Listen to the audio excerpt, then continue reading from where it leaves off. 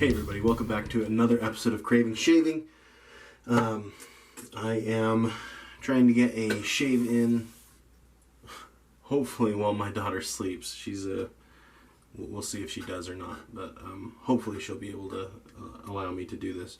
She's been asleep for a bit, and I think that she's out enough. But this is what we're going to take a look at today. This is Wet Shaving Products Rustic Shaving Soap. This is Black Amber Vanille.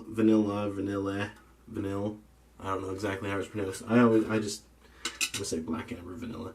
I have used this, as you can tell, a little bit. It's a nice hard soap. Not like triple milled or anything like that, but it's not very croapy. It's fairly, I would say, solidly a soap and not a croap. Which I prefer. I will say though, when I do a soap like this, and I'm going to use probably more than I need to because of the brush that I'm using. Has natural hair in it, and I'm not as good at lathering things up with natural hair. Alright, lost my train of thought. Really like the scent on this though. It's like a dark, mysterious vanilla scent. It's really good. If you've been watching, you know that I really like vanilla scented stuff. And this is one of the better vanilla scents. Because it's not like straight up vanilla candle at the store. You know, I guess it would be the Black Amber, whatever the heck that is. But it does give it kind of a darker... That's the only way I can think to say it. Maybe it's because it says Black Amber in the title, but it's a deeper vanilla scent. The brush that I'm going to be using is my Scott Rollins Shaving King's Cave brush. I haven't named this handle yet. I don't know what I'm going to name it, but it's waiting for a coin. He hasn't made coins yet, but he did put one in there for me. And this knot is one that I just put an order in for. I'm going to call it the Fan Fiction knot. It is a two-band fan knot with it's 50-50 two-band badger and synthetic. So I quite have enjoyed it, and so I thought that's the one that I'm going to start carrying. Now with most hard soaps, you do need to add a bit of water to get it going. And then you can just kind of work it and it'll foam up for you.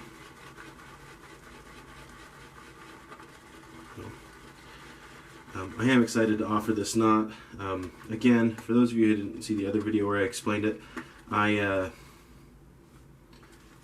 wanted to offer something that was a little higher end, but I have a hard time charging a lot for my stuff. I feel bad. I think because kind of the point of it is I want to have things be affordable. I am a school teacher, and as such I can't afford a lot of things that some people may be able to afford. Some of the nicer stuff, unless I were to save up for a very long time, which I'm actually doing right now. I haven't bought shaving gear in quite a while, but man, I want that stainless steel carve razor. Looks nice. There's like 100 people on the waiting list right now, so I have plenty of time to save up for it, yeah? Maybe by then the thing will die down. But look, I mean, this is just... This stuff, I still got quite a bit. I don't know if that'll show up, but I've still got some stuck to the bottom of the bowl, but I've got plenty here for my shave. So I'm just gonna go for it. I did something that I've never tried before, and that is to take a, it's not a towel, but a washcloth, put it in hot water, and put it on my face for pre-shave. So we'll see how that goes. The razor for this shave is this guy right here. It's a straight razor. If you can see, let me put that up to the Genco or something like that. Old Dutch. Yeah, so we're going to use that. So, did I just ding that on something? The blade looks fine. So Not sure what happened there. I heard something. Maybe in for a rough shave. Alright. Okay, so wet shaving products I have not used ever before buying this soap. It's the only one of theirs that I have, but I do really like their stuff. I'm into it. It's good quality. Really good scent. I've smelled a couple. I smelled this one, and then I've got a friend, Jeremy, who has Matterhorn. I smelled that and quite like that as well. Can't speak for any of the other ones, but I mean, good scents and really good performance. So we'll see how it does with this straight razor.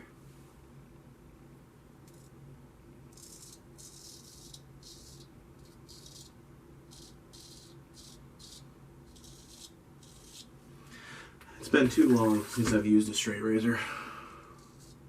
I love this straight razor, but I am gonna be careful. I don't want to take off the goatee quite yet.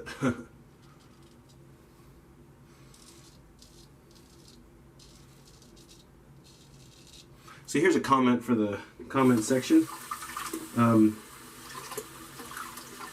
For whatever reason, maybe it just seemed. I mean, I honestly don't think I knew it was from an artisan. It's the main reason I didn't even think about trying wet shaving products.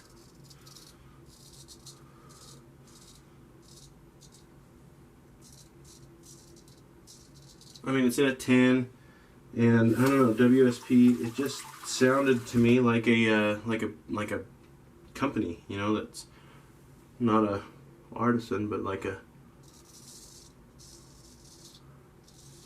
faceless company that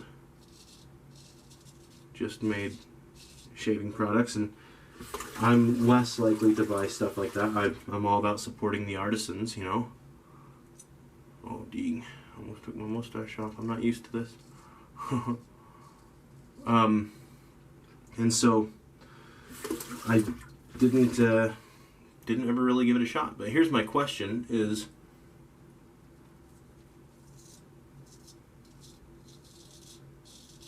what's a product that you guys didn't use for a long time and then finally got? I've got a ton. Parasso. I only barely just tried Parasso.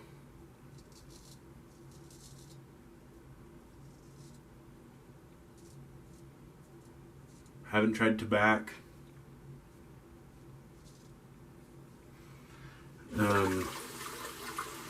So I've got loads. I've got loads of stuff.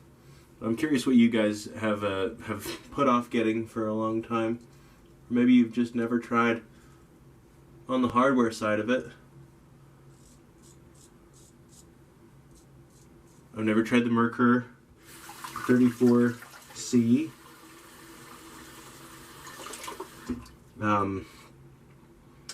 Or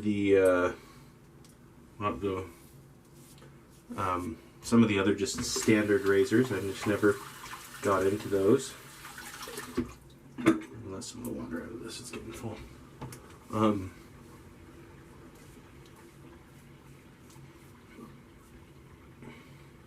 But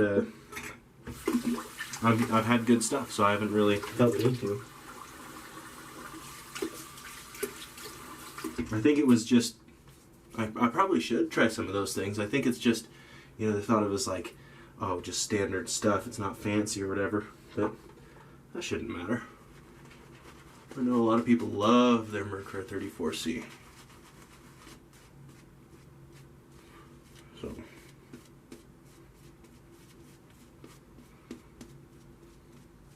I don't know what this is red. Is that from the hot towel, you think? Has that been there this whole time?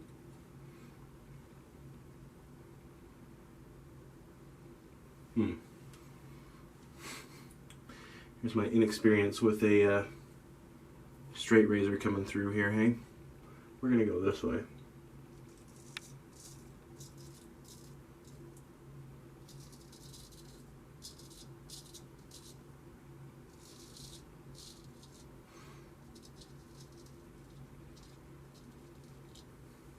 No rule against that, right? Probably should have gone that other way, but that's okay.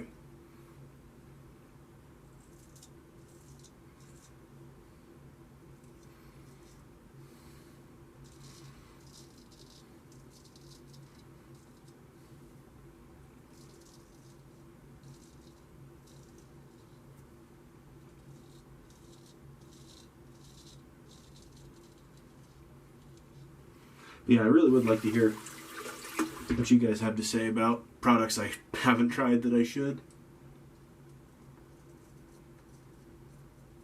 Or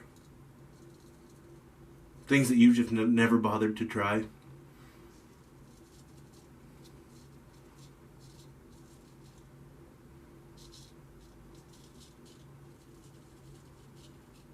Things like tobacco just kind of worry me because it's such a polarizing scent.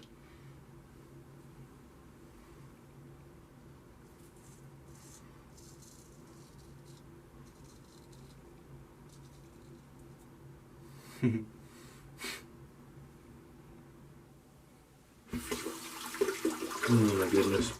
I need to practice with this straight razor much more.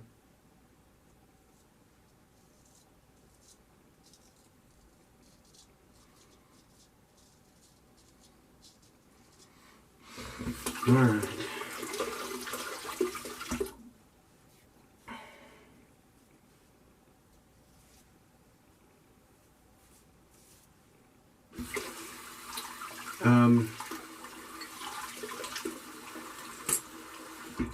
Let me get cleaned up and we'll come back. I'll pause this for a second and we'll be right back. Alright, and we're back.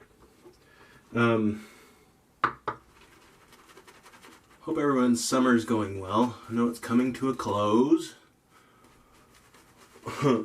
One thing that I've been doing a lot more of during the summer than I get to do during the school year, because I am a school teacher, so I have the summer off. Looks like I cut my neck a little bit. Is I've been watching a lot of YouTube. Shaving content, as well as non-shaving content. Actually, I have another question for you down in the comments. When you're not watching shaving stuff, what do you watch?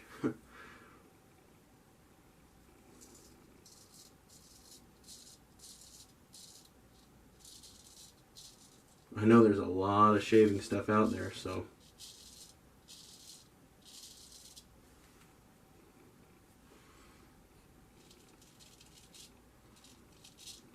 there's plenty to watch, but we have other interests, right? Other than just shaving. Most of us, probably, anyway. I'll tell you what I've been really into.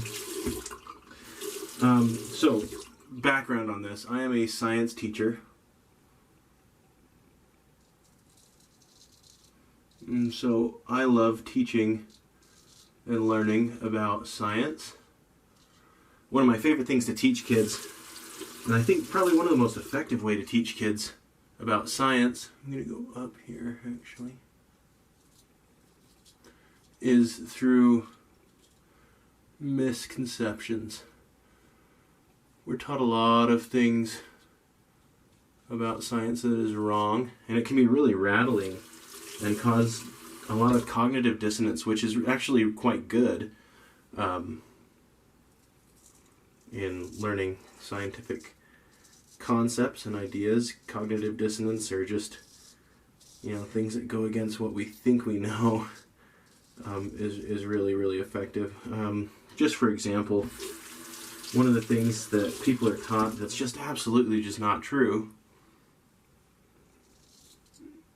is people will tell you, because if you look at your skin, you see these blue blood vessels, and they say, okay, well, so one of the things someone decided was just a logical, got myself there, logical thing to teach someone. Well, this will be a good example. If I cut myself and I start bleeding, people say your blood is blue until oxygen gets in there, which is just absolutely not true. Look at this. I definitely need more practice with a straight razor. And now there is a slight difference in color before oxygen is attached to your blood cells, but it's not blue by any means. It may be a darker red, but definitely not blue. There are other things that lead to your veins looking blue, like the material that your veins are made out of and stuff. So I guess that's another thing in the comments you can put. If you were taught that your blood vessels are blue, or your blood is blue until oxygen attaches to it. I'm going to do one more pass, just kind of clean up, because with the gem razor instead of a straight, because that was pretty poor on my part as far as the straight razor goes. But things like that, you know. Physics, now I don't teach physics, but physics is just riddled with misconceptions. Being a physics teacher would be really fun in that sense. Now, physics is probably one of my worst subjects in science. And I do teach basic physics, but not like the deep stuff. I'm talking like the deep stuff that you learn in college and stuff. My mind was constantly blown in my college physics classes. But anyway, getting back to the main point, while I butcher my neck publicly, I've been really into this community on YouTube that debunks so, and this may be news to some of you. Maybe some of you don't know about this at all. Maybe you do. There's a whole bunch of people that believe the earth is flat. And there's a bunch of other people who like to get on the internet and make videos debunking their claims about the earth being flat. And I just think it's, on one end, really interesting, because again, it's riddled with misconceptions. You know, they'll say like, because these people who, the flat earthers, you know, they believe that, and they kind of have to in order to let their model be even sort of credible. They have to not take gravity as a thing. And so, you know, they'll say, how can, you know, gravity be so strong that it holds the oceans to the planet, and yet a tiny little butterfly can fly away? You know, it's like, oh, guys, misconception city. You don't know what gravity is, first of all, if you're saying that, and you don't know what affects it. Because, as all of my students in 7th grade can tell you, the two things that affect the gravitational pull of two objects is mass of the two objects and the distance between the centers of those objects. And so, the mass of a butterfly is actually significantly smaller than that of the entire ocean. If you weren't aware of that. You know, so I've been watching, I'll probably my favorite one is a guy, he goes by Simon Dan on YouTube. I'll put a link down just in case you're interested in checking it out at all. Simon Dan, oh man, it's just, it's interesting on one level, but funny on another level. I'm gonna hit it with a styptic pencil because I'm just not. I really got myself good a couple places. I think that's alright. So, but it's just so interesting to me, and some people, I think, that, you know, do the whole flat earth thing, I think they're charlatans, and they're just trying to, you know, get views on YouTube, and, you know, they're getting money and stuff, and I think that's kind of crooked too. And so I'm glad that there are people out there setting people straight. Anyway, that's what I've been into recently, other than shaving content on YouTube. Flat Earth videos, and I don't watch the Flat Earth videos.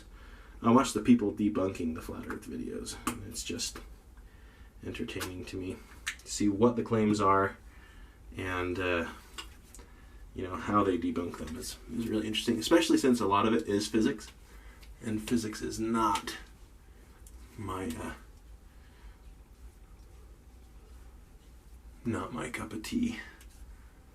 And, well, it's not my specialty. I studied biology mostly in school, so it's interesting to see how they can explain kind of some of the deeper physics things. Okay, this was the aftershave. I didn't really talk about it, but this is something. This is Duke Cannon aftershave balm. It's ice cold, and it's got a fairly good amount of menthol in it. And I just picked this up at like an outlet store that just has a bunch of, you know, stuff that other stores. I'm gonna use a little bit more actually. Just have like random things in there, and this was part of a kit, and I chucked the other stuff. It wasn't great, but this stuff is pretty good, man. I definitely need to practice more with that straight razor. Sorry for those of you straight razor people out there that were cringing through that whole video, but I mean, you gotta practice sometime, right? That soap was great. I didn't really feel any problems with the soap. This was really good. It's definitely a menthol kind of day. My next shave, because the summer's coming to an end, I gotta use this stuff. So next week's, hopefully it's not a whole nother week. I'm gonna try to do these videos more often. In the next couple days, I'm going to try to do a shave with Cannonball from Summer Break Soaps. Love that stuff.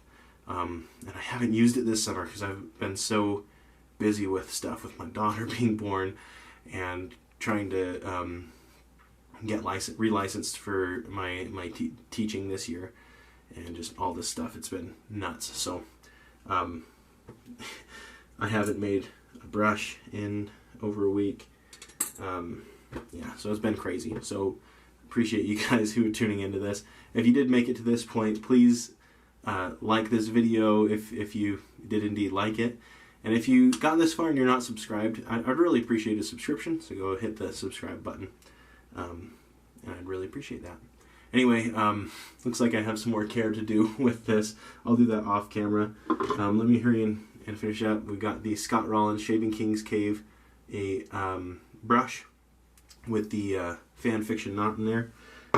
I will make a post probably here or on my Instagram when those knots are available. This straight razor right here, which I would love some new scales for. These are quite ugly scales in my opinion.